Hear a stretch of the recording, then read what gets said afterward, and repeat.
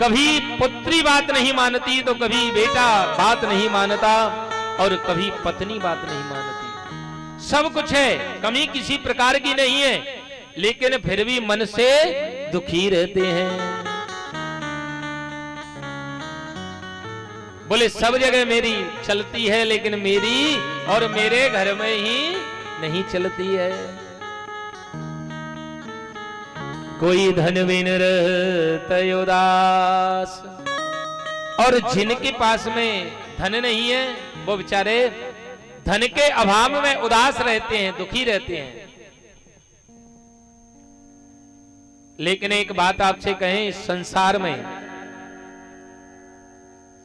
सुखी कौन है? बोले सुखी श्याम के दास। जो भगवान के सेवक हैं, भगवान के दास हैं, सुखी तो वही है। नहीं, जिनके पास में धन नहीं है वो सोचता है ये धनवान, जिनके पास अधिक धन है वो सुखी होंगे। उनसे जाकर के आप पूछोगे तो दूसरे का नाम बता देंगे, वो तीसरे का नाम। दीन कहे धनवान सुखी, धनवान कहे सुख राजा कुंवारे, राजा कहे महाराज सुखी, महाराज कहे सुख इंद्र कुंवारे, इंद्र कहे सुख ब्रह्मा को, ब्रह्मा कहे सुख विष्णु कुंवारे। तुलसीदास विचार करें, हरि भजन बिना सब जीव दुखारे। जो भगवान का जो भजन नहीं करते हैं, भगवान के गुणगान जो नहीं गाते हैं, वो प्रत्येक जीव दुखारी है। और सबसे बड़ा धनी तो वही है जिसने भगवान के नाम रूपी धन को एकत्रित कर लिया। कबीरा सब जग निर्धना, कबीरा सब जग निर्धना, धनवंता नहीं कोई, धनवंता ताहि जानियो, जप राम रतन धन होय।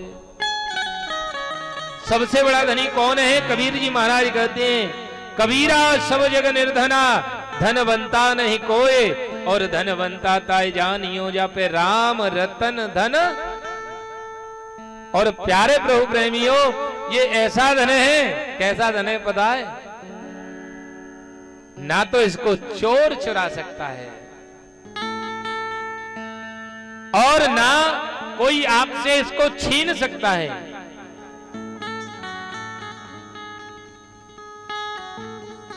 और जितना इस धन को कमाओगे, समझो कि वो दिन दिन सवाया होता चला जाएगा। और इस भगवत नाम को इतना जमा कर दो बैंक में, इतना जमा कर दो कि जब ऊपर जाए तो वहां एटीएम से फिर निकालते रहे। क्योंकि बैंक बैलेंस होगा जब ही तो निकाल पाओगे एटीएम से बाहर जा करके। और बैंक में बैलेंस है नहीं, एटीएम कार्ड रखा है और आप बाहर गए, अब आपको आवश्यकता पड़ी पैसों की, तो क्या आप निकाल पाओगे एटीएम से? बैंक में बैलेंस तो है ही नहीं। तो प्यारे प्रभु प्रेमियों, इतना बैंक बैलेंस कर दो भगवत नाम का स्मरण करते करते कि जब आपको आवश्यकता पड़े, क्योंकि ये यहाँ का जो धन है ना संसार का, इस जीव के साथ में एक और बात आपको बताएं, इस जीव के साथ में कुछ भी नहीं जाता, ध्यान रखना। धनानि भूमौ पशवो हि गोष्ठे, नारिग्रहं द्वारे सका श्मशाने, देहिष्यतायां परलोक मार्गे धर्मानुगो गच्छति जीव एषा। धनानि भूमौ, जो ये संसार का धन है ना, ये कहां रह जाएगा? ध्यान से सुनना। भूमि में गड़ा धनानि भूमौ, लेकिन आप भूमि में कोई नहीं गाड़ रहा है। हाँ, किस में डाल रहे हैं सब? बैंकों में। हाँ, या तो ये बैंक में पड़ा रह जाएगा या भूमि में गड़ा रह जाएगा। पहले समय में लोग जमीन में गड्ढा खोद करके अपने धन को गाड़ देते थे। तो या तो भूमि में गड़ा रह जाएगा या बैंक में पड़ा रह जाएगा। बोले तो कौन इस जीव के साथ में जाएगा? बोले ये गाड़ी, बड़ी बड़ी मनपसंद की गाड़ी खरीदी तो कहते हैं कि ये गाड़ी घोड़ा, पहले घोड़े खरीदे जाते थे, हाथी खरीदे जाते थे, तो ये हाथी घोड़ा गाड़ी सब अपनी अपनी जगह पर खड़ी रह जाएंगे। धनानि भूमौ पशवो हे गोष्ठे। तो बोले साथ में कौन जाएगा? अरे हाँ, साथ में तो कौन जाएगा? बोले जीने मरने की जो कसम खाती है, जो 7 फेरे घूम करके आई है, बोले वो तो साथ में अवश्य जाएगी। लेकिन प्यारे प्रभु प्रेमियों, ये दिमाग से निकाल देना। बोले ये नारी जो पत्नी है वो कहां तक जाती है पता है? द्वार तक। नारे गृहम द्वारे। नारी केवल द्वार तक रोएगी, चिल्लाएगी, छाती पीटेगी, लेकिन वो शमशान तक भी नहीं जाएगी आपके साथ, क्योंकि समाज अनुमति नहीं देता शमशान के लिए।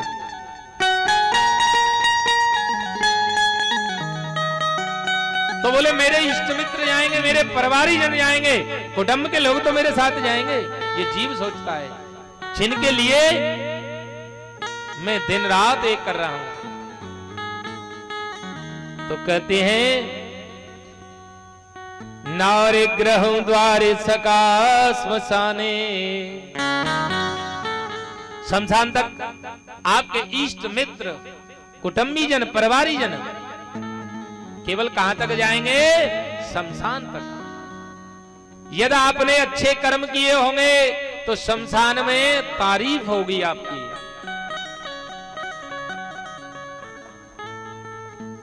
और बुरे कर्म किए होंगे तो शमशान में आपकी बुराई होगी।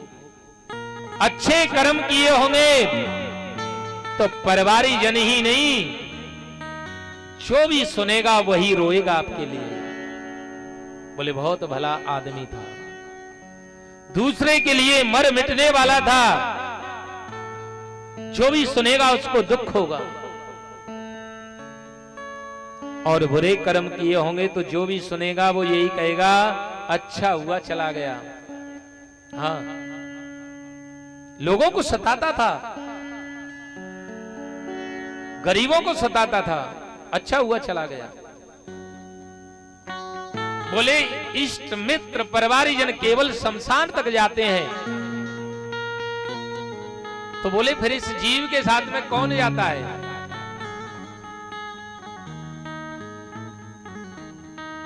कहते हैं कि धर्मानुगो गच्छति जीव एषा।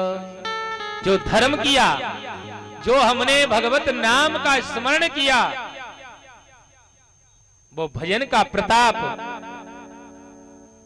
वो दान, वो धर्म जो हमने किए, उनकी जो पुण्य की जो गठरी है वो हमारे साथ में जाती है। और ये मैं नहीं बोल रहा, हाँ, धर्मान वो गच्छत जीव एषा।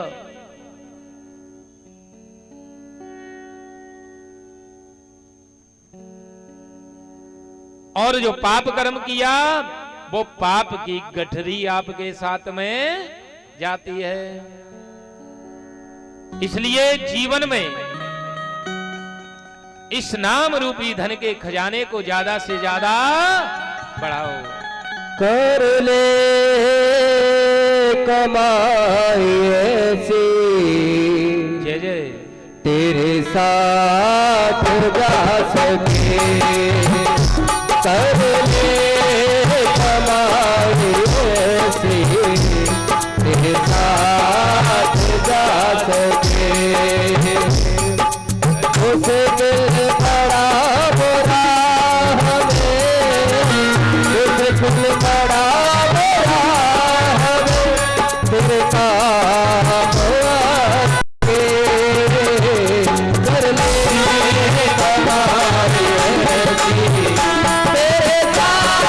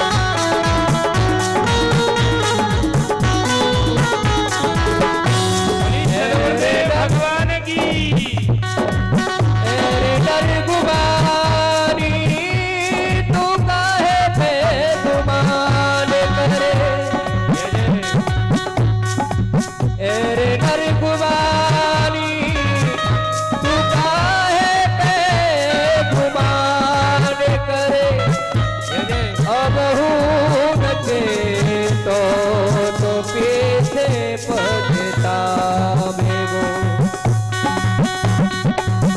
या कंचन सिखाया पे काहे गुमान करे ये मिट्टी में मिल जावेगी या तो न खावेगो इसलिए कहा है कर ले कमाई ऐसी तेरे साथ जा सके कर ले कमाई ऐसी तेरे साथ जा सके उसे दिल बड़ा बुरा हमें उसे दिल बड़ा बुरा हमें तेरे काम आ सके कर ले कमाई ऐसी तेरे साथ जा सके कर ले कमाई ऐसी तेरे साथ जा सके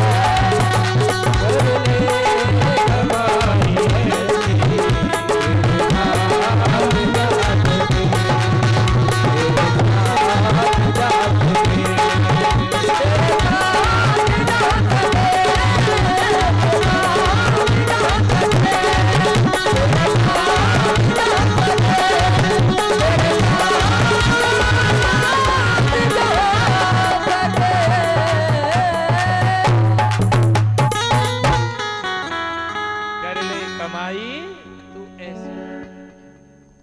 कितना सुंदर भजन,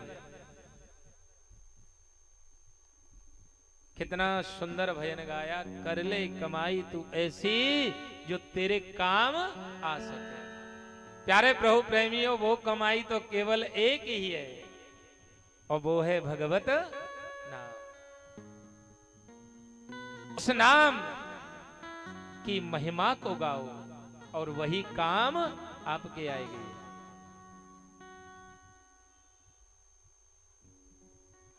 जिनको हम सोचते हैं कि ये हमारे काम आ जाएंगे, वो आ जाएंगे, अंत समय पर कोई काम आने वाला नहीं है।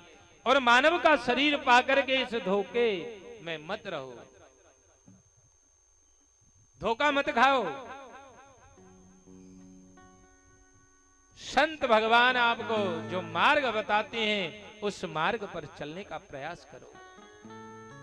और देखो, हमारे और आपके मध्य में, अरे मैं कितने, मेरे पास में तो शब्द नहीं है महाराज जी की तारीफ करने के लिए, क्योंकि मुझे तो प्रथम बार ही दर्शन हुआ है महाराज जी का। कितना सौम्य स्वभाव, इतना उच्च पद महाराज जी को प्राप्त होते हुए आप देख रहे हैं।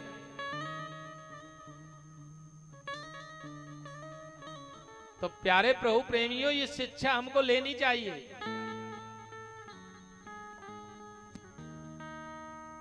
और आप सब महाराज जी के शिष्य हैं। ऐसे सद्गुरु प्राप्त करके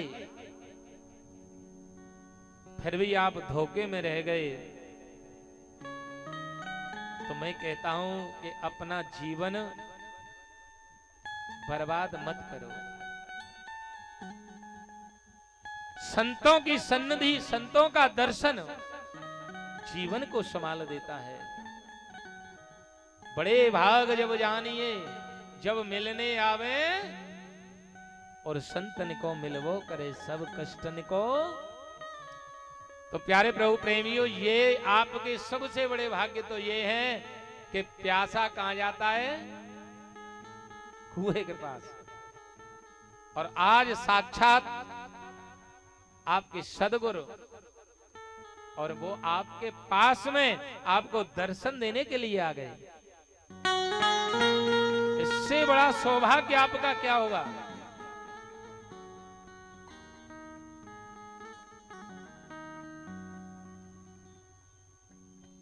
क्योंकि जो महाराज जी जो भजन करते हैं,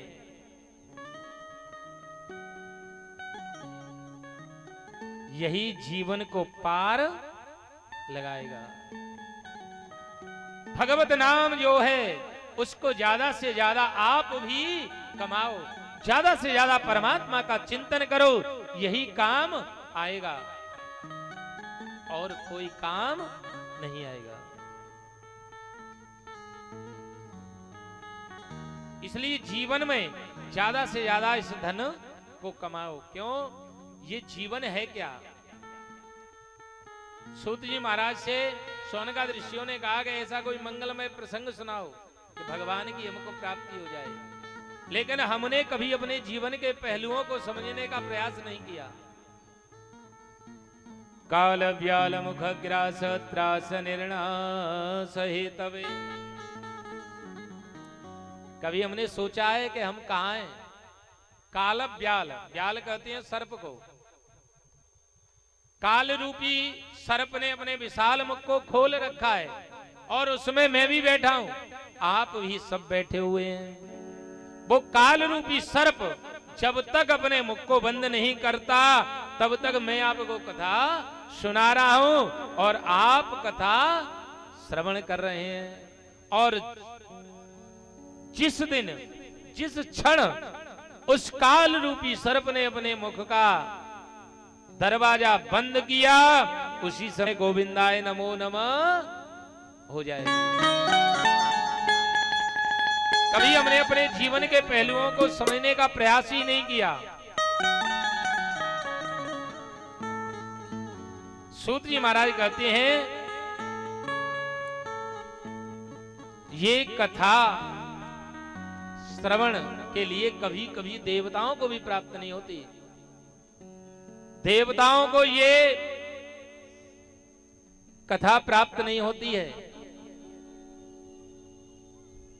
तो प्यारे प्रभु प्रेमियों, जब देवताओं को ये प्राप्त नहीं होती है और हम और आप सबको प्राप्त हो रही है मृत्युलोक में वो भी, तो हमसे बड़ा बड़भागी कौन होगा? लेकिन एक बात जरूर है कि जिनके ऊपर मेरे ठाकुर जी की, मेरे बांके बिहारी की कृपा होती है, वो ही इस मृत्यु लोक में और इस भागवत को श्रवण करते हैं और उन्हीं को ये प्राप्त होती है कल काल में। ये तो देवताओं को भी प्राप्त नहीं होती है। सूत जी महाराज कहते हैं कि एक बार सुखदेव स्वामी राजर्षि परीक्षित को जब ये भागवत रूपी अमृत का पान करा रहे थे तो देवता अमृत यानी स्वर्ग का जो अमृत है उसको लेकर के और सुखदेव स्वामी के पास में प्रकट हो गए और सुखदेव स्वामी से आकर के उन्होंने कहा, बोले हम स्वर्ग से अमृत लेकर के आए हैं, इसको तो राजर्षि परीक्षित को पिला दो और कथा रूपी अमृत का पान हमको करा दो। एवं विनमये जाते सुधाराज्ञा प्रपीयता प्रपश्यामो वयं सर्वे श्रीमद् भागवतामृतम्। एवं विनमये जाते सुधाराज्ञा प्रपीयता, बोले ये स्वर्ग का जो अमृत है ये परीक्षित को पिला दीजिए, अमर हो जाएंगे। कथा रूपी अमृत का पान हमको करा दीजिए तो हम भी अमर हो जाएंगे। लेकिन यहां ये बात किससे बोल रहे हैं पता है? सुखदेव स्वामी से। और सुखदेव स्वामी कोई साधारण नहीं थे।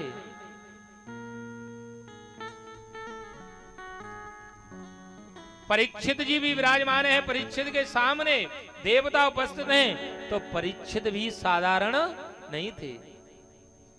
ये दोनों ने ही और जन्म से पहले ही भगवान का दर्शन कर लिया था, जन्म से पहले।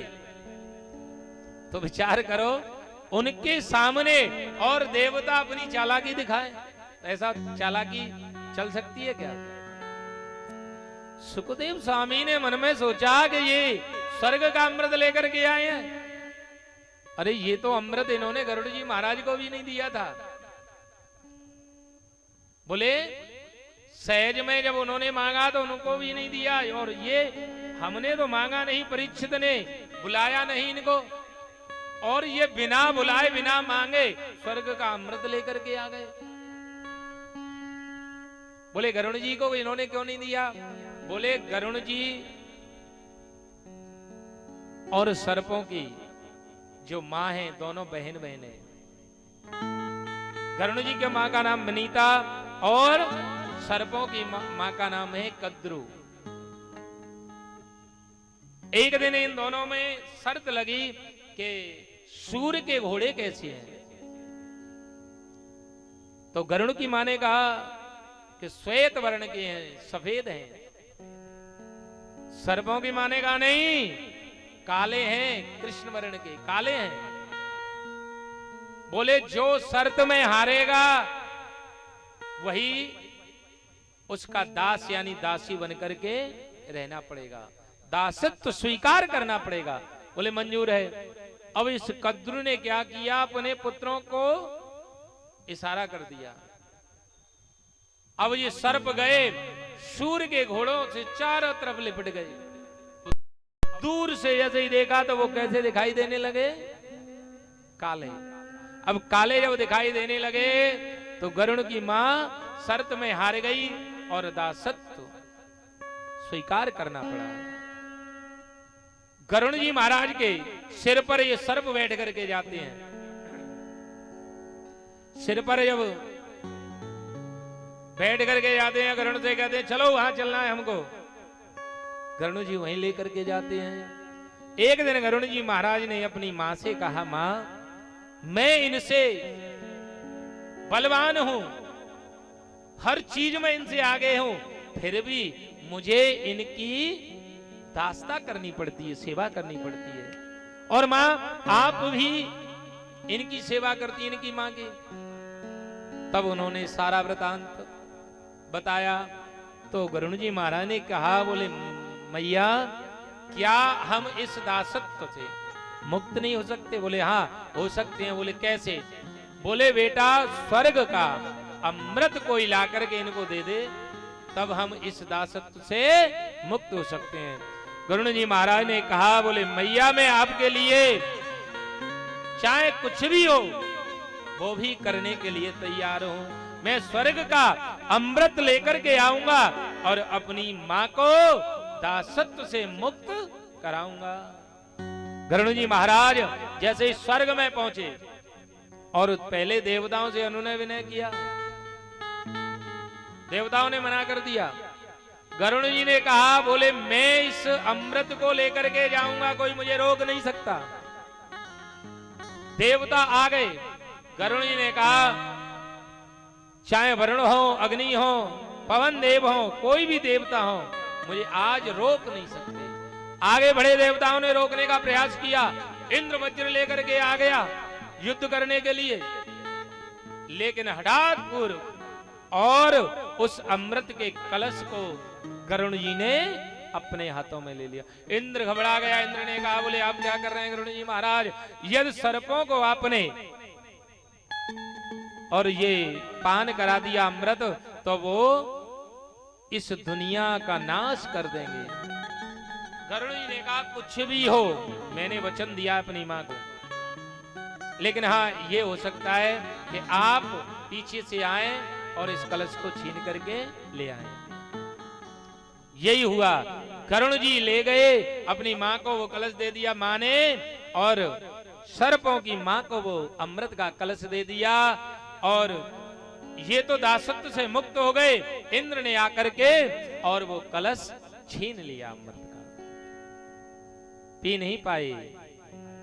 तो प्यारे प्रभु प्रेमियों, कहने का भाव ये है, जब गरुड़ जी ने सहज से मांगा, अनुनय की, विनय की, तब गरुड़ जी को नहीं दिया और बिना बुलाए और यहां चले आए। और ये बात कर रहे हैं कि इसकी अदला बदली कर लीजिए, कदा रूपी अमृत हमको पिला दीजिए। तो ये तो मुझे लगता है भक्त बन करके नहीं, ये तो सौदागर बन करके आए हैं। सौदेबाजी कर रहे हैं ना कि इसके बदले में कथा रूपी अमृत हमको दे दीजिए। सुखदेव स्वामी मन में सोचते हैं, कहां तो एक बहुमूल्य मणि और कहां एक कांच का टुकड़ा। कांच के टुकड़े के बदले में ये उस बहुमूल्य मणि को मांग रहे हैं। ये कैसे हो सकता है? कुस्वदा क्व कथा लोके क्व कांच क्व मणिर्महा ब्रह्मरातो विचार्यैव तदा देवान्यहासः। कहा कांच और कहा मणि, कहा कथा रूपी अमृत और कहा ये स्वर्ग का अमृत। देखो स्वर्ग का अमृत आप पान कर लेंगे तो आप स्वर्ग में जा सकते हैं, लेकिन क्षीणे पुण्य मृत लोके विशंति। जब आपके पुण्य क्षीण हो जाएंगे फिर आपको इसी मृत्यु लोक में आना पड़ेगा। पुनरपि जननम पुनरपि मरणम और पुनरपि जननी जठरे शयनम। बार बार जन्म लेना पड़ेगा, बार बार मरना पड़ेगा। और जिसने कथा रूपी अमृत का पान कर लिया उसका आवागमन का कुचक्र हमेशा हमेशा के लिए मिट जाएगा। स्वर्ग का अमृत आपको अमृत प्रदान कर सकता है लेकिन मुक्त नहीं कर सकता। और भागवत रूपी अमृत का जिसने पान कर लिया वो आपको अभयत्व प्रदान करेगा और आपको मुक्त कर देगा।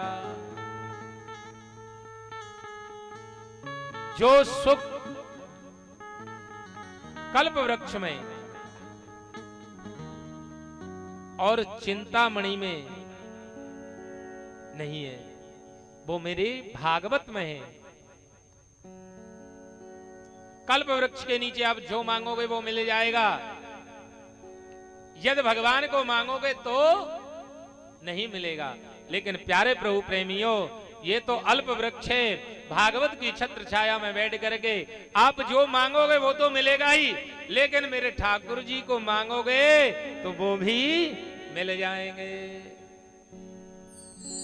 तो इसलिए सुखदेव स्वामी ने सोचा कि ये तो सौदागर बन करके आए हैं, मना कर दिया, बोले भाग जाओ मैं नहीं दूंगा। अब ये देवता को जब मना किया तब इन्होंने सोचा कि ये अमृत बड़ी कठिनाई से हमने प्राप्त किया, समुद्र मंथन से निकाला, 14 रत्नों में सबसे श्रेष्ठ अमृत है और आज उसका अपमान मृत्यु लोक में हो गया। ब्रह्मा जी से शिकायत की, ब्रह्मा जी ने तराजू में लेकर के और जैसे ही तौला, एक पल्ले पर जितने भी धर्म संस्कार के साधन थे सबको रख लिया और दूसरे पल्ले पर श्रीमद् भागवत जी को विराजमान किया। जैसे ही तराजू को उठाया, लघूनन्यानि जातानि गौरवेण इदं महत् तदा ऋषिगणा सर्वे विस्मयं परमं ययो। वो पल्ले जितने भी धर्म संस्कार के थे वो पल्ला ऊपर की तरफ उठ गए और जिसमें श्रीमद् भागवत जी विराजमान थी वो पल्ला नीचे की तरफ रहा। जिसमें भजन अधिक होगा वही तो नीचे की तरफ झुकेगा। ब्रह्मा जी ने कहा देवताओं से, बोले ये कोई पोथी किताब कागज के पन्ने नहीं तो श्रीमद् भागवताख्योयम प्रत्यक्षं कृष्ण एव हि। ये तो साक्षात भगवान का वांग्मय स्वरूप है, इसलिए ये तो मेरे बांके बिहारी का स्वरूप है, साक्षात बांके बिहारी का स्वरूप है। बोले इसको कागज नहीं समझना चाहिए। प्यारे प्रभु प्रेमियों, यदि कोई भागवत का नित्य पाठ करते हैं और भागवत जी की पूजा करते हैं तो समझो साक्षात बांके बिहारी की पूजा कर रहे हैं।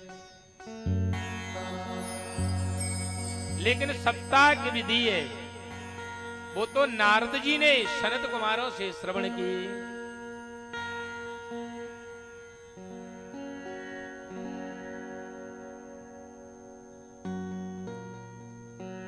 क्योंकि एक बार नारद जी बड़ी तीव्रता से और विशालापुरी बद्रीनाथ धाम की तरफ जा रहे, वहां चारों भाई सनक सनंदन सनातन सनत कुमार चारों भाई विराजमान थे। नारद जी को जब चिंतित अवस्था में देखा तो उन्होंने पूछा, बोले नारद जी क्या बात है तुम्हारे मन में इतनी चिंता। उन्होंने अपनी बात बताई। बोले मैं संतों के आश्रमों पर गया, तीर्थ में गया, गृहस्थों के यहाँ गया, मुझे कहीं पर भी शांति नहीं मिली। लेकिन मैं श्री धाम वृंदावन में गया तो एक युवा युवती कल कल निनादनी और मां यमुना के किनारे बैठी थी। उसके पास में दो वृद्ध पुरुष पड़े हुए थे। अब ये कौन है? ये युवा युवती है, वही भक्ति देवी है। और वृद्ध जो पुरुष है वो एक ज्ञान है, दूसरा वैराग्य है। मैं जब उसके पास में पहुंचा तो उसने से जब मैंने पूछा, उसने कहा मेरा नाम भक्ति है। बोले ये मेरे पुत्र हैं। तो मैं चक्कर में पड़ गया।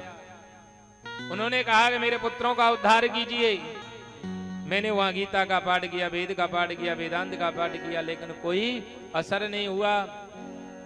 वहां एक आकाशवाणी हुई, सत्कर्म करो नारद, इनका बुढ़ापा दूर करना है। तो मैं आप लोगों की शरण में आया हूं। तब सनत कुमारों ने कहा, बोले नारद जी सत्कर्म सूचको नूनम ज्ञान यज्ञ स्मृतो बुधई श्रीमद्भागवतालाप सतुगीता सुकादभी। सत्कर्म ही ज्ञान यज्ञ है, श्रीमद् भागवत का आयोजन करें। बोले कहां करें? बोले हरिद्वार में। चारों भाई हरिद्वार में आए। कल कल निनादनी पतित पावनी भागीरथी के किनारे चारों भाई विराजमान हो गए। नारद जी श्रोता बन गए, 3 आसन बिछा दिए भक्ति ज्ञान वैराग्य के लिए। प्यारे प्रभु प्रेमियों, सनत कुमार कथा कर रहे हैं, नारद जी कथा करा रहे हैं। अब जैसे ऋषि मुनियों को पता लगा, कुंभ जैसा वातावरण बन गया। सब ऋषि मुनि आकर के वहां विराजमान हो गए। बड़ी सुंदर दिव्य कथा सनत कुमारों ने और नारद जी को साप्ताहिक विधि जो है वो नारद जी को श्रवण कराई। बोलो भक्त वत्सल भगवान की। नारद जी ने सनत कुमारों से पूछा, बोले महाराज यदि कोई भक्त व्यक्ति सत्कर्म करके भागवत श्रवण कर ले और उसका मोक्ष हो जाए तो ये कोई आश्चर्य की बात नहीं। लेकिन कोई पापी व्यक्ति भी भागवत श्रवण करके मोक्ष को प्राप्त कर सकता है क्या? सुनात सनत कुमार ने कहा, ये मानवा पापकृतस्तु सर्वदा सदा दुराचाररता विमार्गगा क्रोधाग्निदग्धा कुटिलाश्च कामिना सप्ताय येन कलो पुनन्ति ते।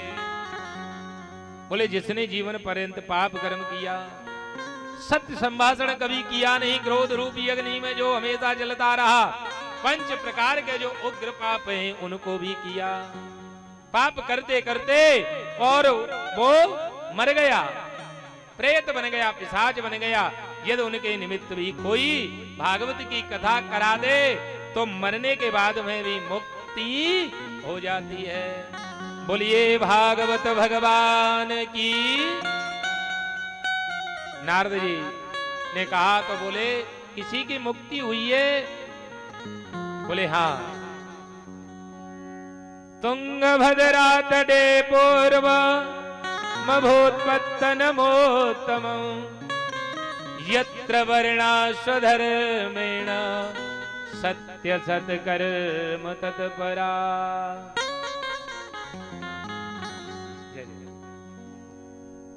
बोले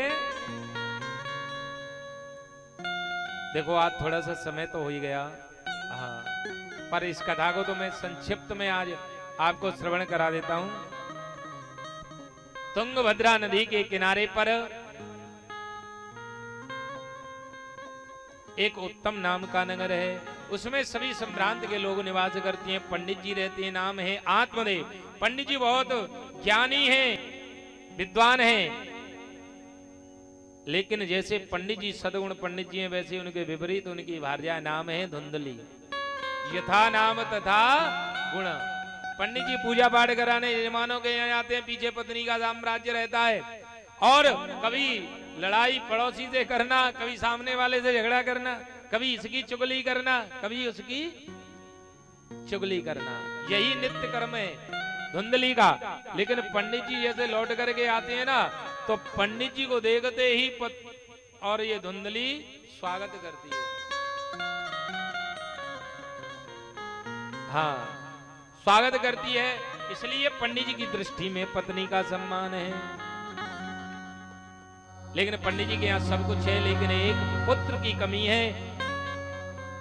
एक दिन लोगों ने कहा, बोले पंडित जी आपके यहाँ सब कुछ है, लेकिन आपके हाथों से देवता आपकी पूजा को स्वीकार नहीं करते, पितृ आपसे प्रसन्न नहीं है, क्योंकि आपके यहाँ पुत्र नहीं है। पंडित जी वन में चले गए, वन में वहां संत भगवान से मिलना हुआ। उन्होंने एक फल इनको दे दिया विमंत्रित करके, बोले अपनी पत्नी को खिला देना, वैसे तो तेरे 7 जन्मों तक तुझे पुत्र नहीं है, लेकिन इन्होंने ज्यादा आग्रह किया तो संत भगवान तो सरल स्वभाव के होते हैं, दे दिया फल ले जाओ। बोले यदि इन नियमों से तुम्हारी पत्नी रहेगी तो तुमको सुंदर बालक प्राप्त होगा। पंडित जी बड़े प्रसन्न होकर के आए, वो फल आकर के अपनी पत्नी को दे दिया। पंडित जी सरल स्वभाव के थे, चले गए। धुंधली ने कह दिया मैं खा लूंगी। अब पंडित जी तो चले गए, धुंधली सोचती है, बोले ये फल पता नहीं कहां से ले आए। कहते हैं सत्य बोलना है, बताओ मैं कैसे सत्य बोलूंगी। हाँ, मैं सत्य कभी बोल नहीं सकती, क्योंकि बहुत से लोगों को झूठ की ज्यादा आदत हो जाती है। बहुत सी चीजें ऐसी हैं जिनसे उनका नफा भी नहीं हो रहा है, नुकसान भी नहीं हो रहा है, फिर भी झूठ बोल रहे हैं। और फोन की तो बात ही फिर अलग है। हाँ, बोले ब्रह्म मुहूर्त में जागना है। बोले ये भी मेरे वश की बात नहीं है।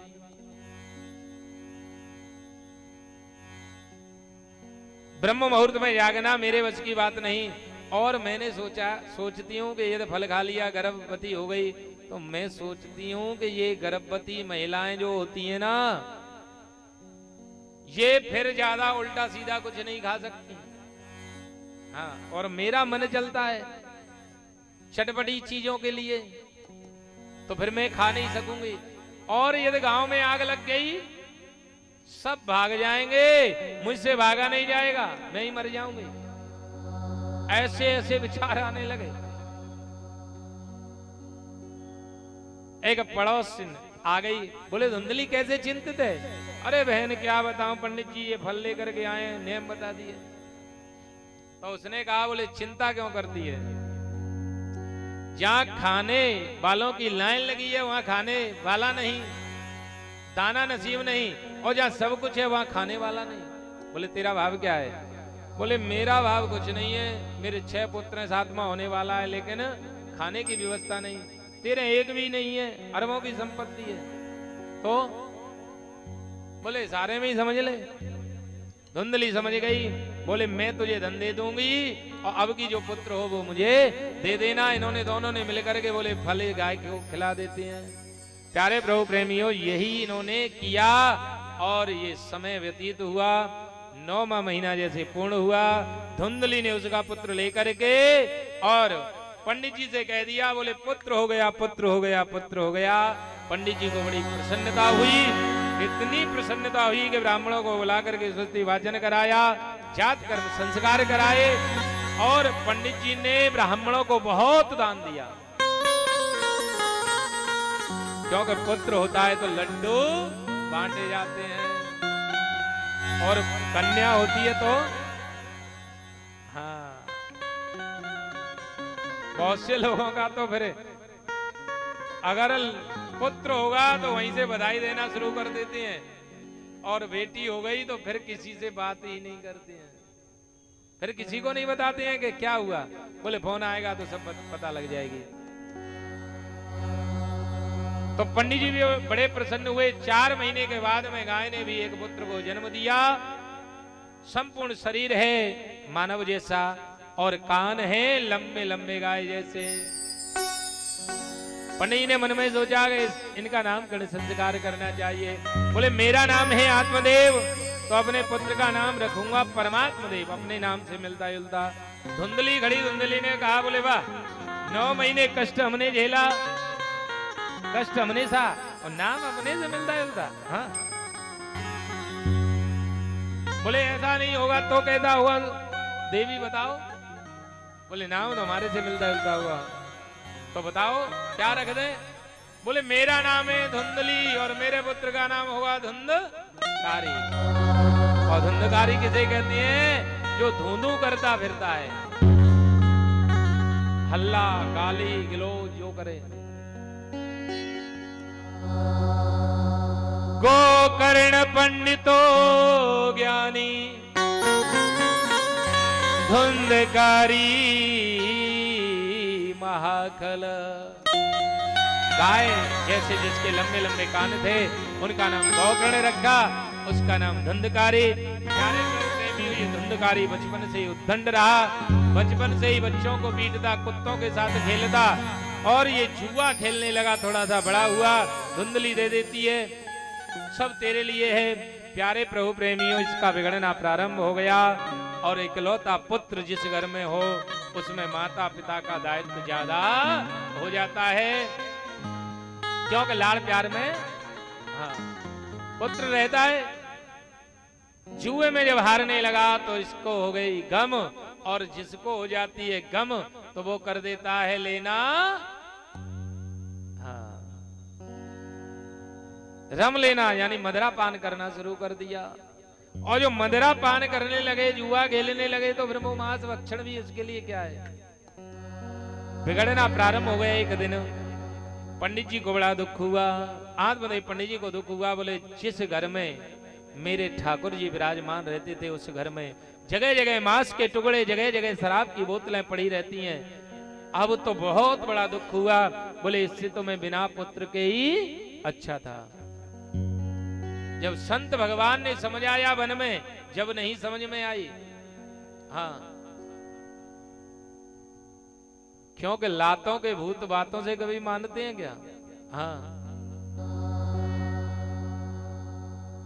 बोले क्या किया जाए। तब गोकर्ण जी आए, आत्मोपदेश किया। प्यारे प्रभु प्रेमियों, और ये सब कुछ छोड़ करके वन में चले गए, भगवान का स्मरण किया, भगवान के धाम को प्राप्त कर लिया। गोकर्ण ये तीर्थ यात्रा चले गए, केवल धुंधकारी की मां रह गई। अब ये धुंधली को पीटने लगा, कहाँ है, लाओ धन सोना चांदी सब लाओ। थोड़ा सा संभल करके कहती है बेटा कहाँ रखा है, सब तो दे दिया। पीटने लगा। एक दिन धुंधली भी परेशान होकर के कुएं में जाकर के पंच भौतिक शरीर को त्याग दिया। प्यारे प्रभु प्रेमियों, अब तो ये 5-5 वेश्याओं को ला करके घर में रख लिया। अब वेश्याओं को धन चाहिए, पूर्ति नहीं होने लगे, और ज्यादा धन तो केवल चोरी या डकैती से ही आ सकता है, तो चोरी करने लगा। वेश्याओं ने सोचा कि अब ये राजा की नजर में चढ़ चुका है, धन हमने बहुत ले लिया इससे। प्यारे प्रभु प्रेमियों, वेश्याओं ने रात्रि में और रस्सी से कस करके इसको मार दिया। जब ये चिल्लाने लगा तो जलते हुए अंगारे इसके मुख में डाले गए। और जो माता पिता की जो सेवा नहीं करते वो धुंधकारी की मौत ही मारे जाते हैं। ध्यान रखना।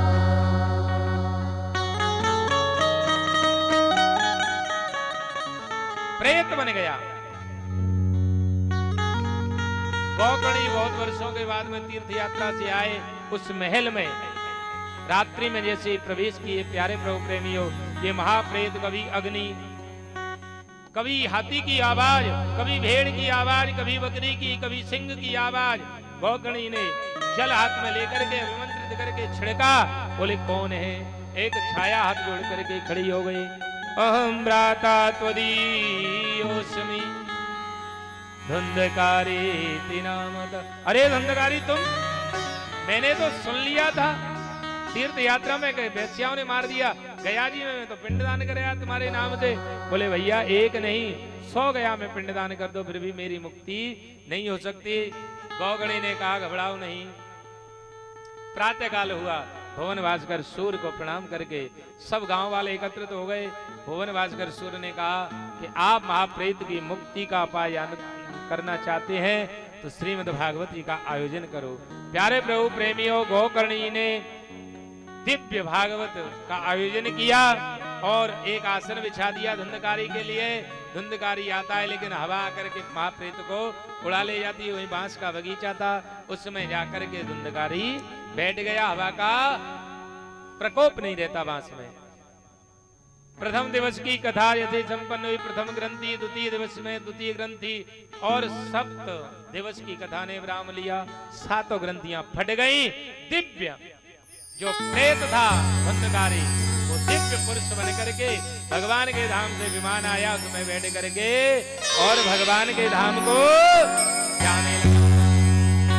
तो प्यारे प्रभु प्रेमियों, जो भागवत मरने के बाद में जब मुक्त भागवत कर सकते हैं तो जीते जी जो सुनेंगे क्या उनको मुक्ति नहीं मिलेगी? गौकर्णी ने कहा, बोले एक नहीं, यहाँ तो हजारों लोगों ने सुनी है, सबके लिए विमान लाओ।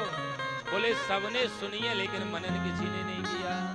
मनन करेंगे तो फिर सबके लिए विमान आएंगे। गौकर्णी ने पुनः कथा की और पुनः सबके लिए विमान आए। सब भगवान के धाम के लिए चले गए। बोलो भक्त वत्सल भगवान की। भागवत जी की दिव्य महिमा का यहाँ सूत जी महाराज वर्णन करती हैं। महाप्रेत यानी मरने के बाद भी मुक्ति प्रदान करती है। और प्यारे प्रभु प्रेमियों, भागवत जी का नेम, बोले भागवत जी का शुभ मुहूर्त निकलवाना चाहिए। उसके बाद में श्रीफल यानी नारियल दिया जाता है। और इस भागवत जो आज भागवत जो प्रारंभ हो रही है, इसका श्रीफल श्री दिनेश महाराज जी की भागवत सत्यम नगर शिवानंद नगर में चल रही थी। उसमें राधे मित्र मंडल गया था पूरा, और इन्होंने इस आयोजन का श्रीफल वहां पर दिया था। उसके बाद में भागवत जी के नेम सुंदर स्थान होना चाहिए और भागवत जी को सजाने के लिए संगीत होना चाहिए। मूल पाठ के लिए एक विद्वान ब्राह्मण जो 18,000 श्लोकों का पाठ करे, कुछ ब्राह्मण गायत्री का जाप करें, द्वादशाक्षर मंत्र का जाप करें, विष्णु सहस्त्र नाम का पाठ करें, और पंचांग वेदी, सर्वतोभद्र मंडल, नवग्रह देवता, वरुण कलश, रुद्र कलश, तुलसी महारानी, इन सब की विधिवत षोडशोपचार पूजन होना चाहिए।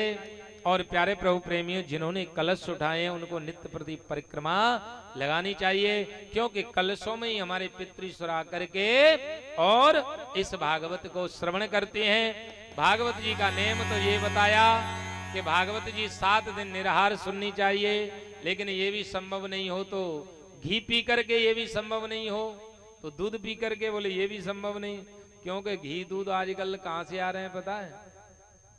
भैंस और गाय के यहां से तो कोई लेकर के आता नहीं है। छोटे छोटे बच्चों को पूछो कहां से आ रहा है तो कहेंगे मदर डेयरी से आ रहा है या अमूल का आ रहा है। हाँ, तो अब गाय का दूध तो रहा नहीं, तो इसलिए बोले फलार लेकर के भागवत श्रवण करनी चाहिए। बोले ये भी नहीं हो तो भोजनम तु वरम मन्ये कथा श्रवण कारकम।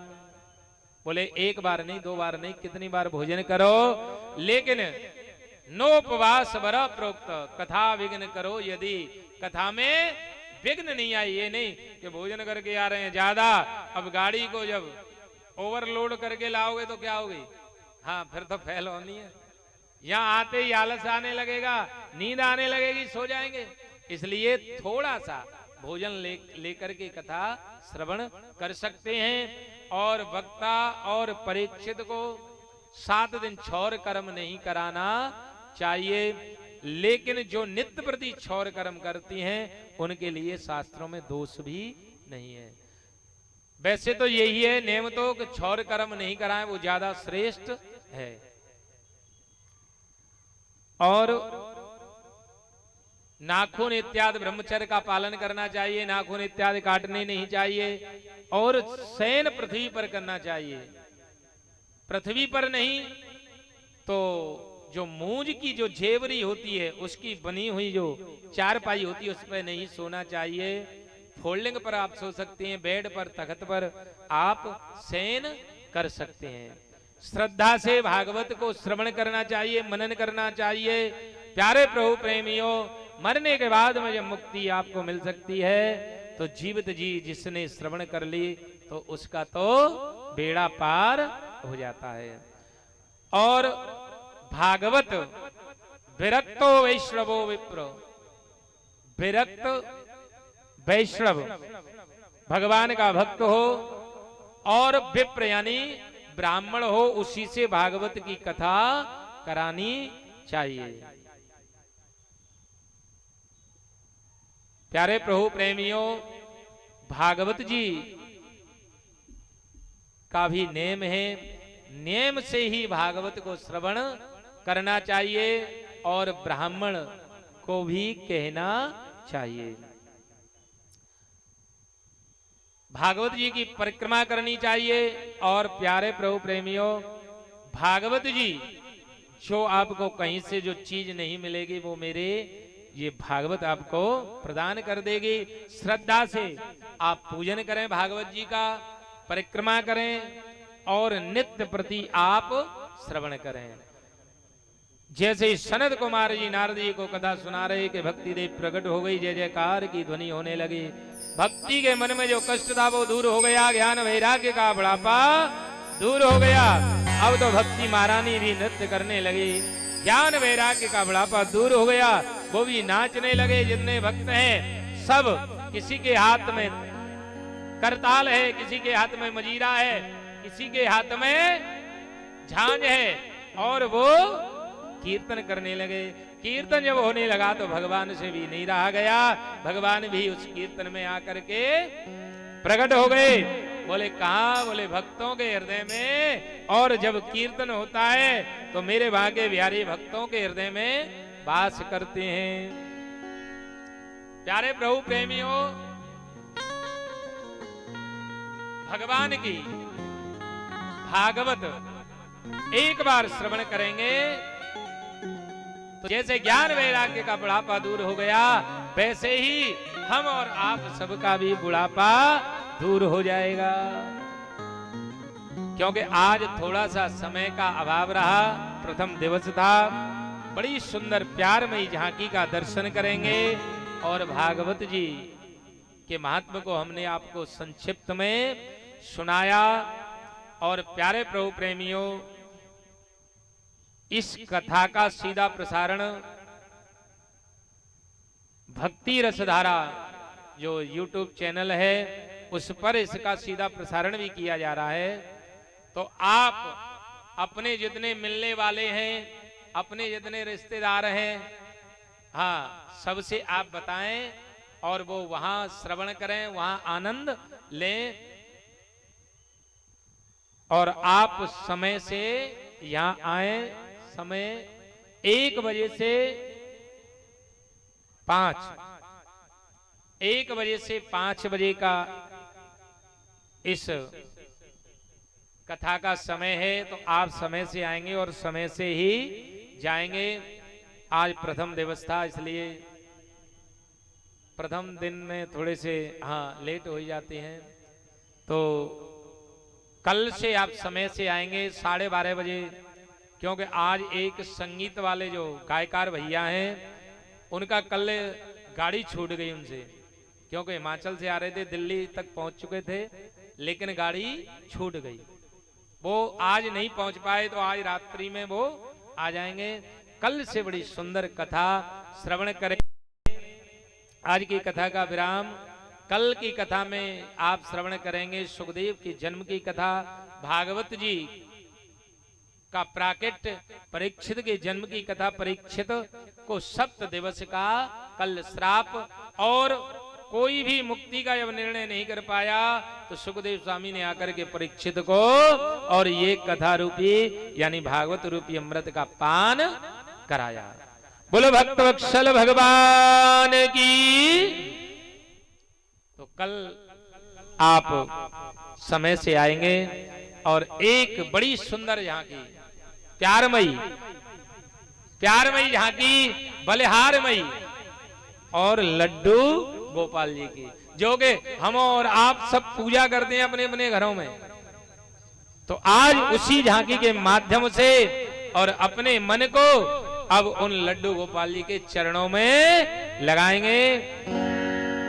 एक भजन और उसके बाद में आरती हो गई। बोलो भक्त वत्सल भगवान की। जयकारा इधर से तो आ रहा है पीछे से, न तो इधर से आ रहा और ना जयकारे में। हाँ, कंजूसी नहीं करनी चाहिए। और जो व्रत वाली माता बहन है या भक्त वृंद है तो वो धीरे बोले, लेकिन जिनका व्रत नहीं है तो हाँ। बोलिए भक्त वत्सल भगवान की जय। बहुत सुंदर। अब लड्डू गोपाल जी की झांकी का दर्शन करेंगे और एक मीठा मीठा सा भजन, 1-2 भजन, उसके बाद फिर आरती होगी।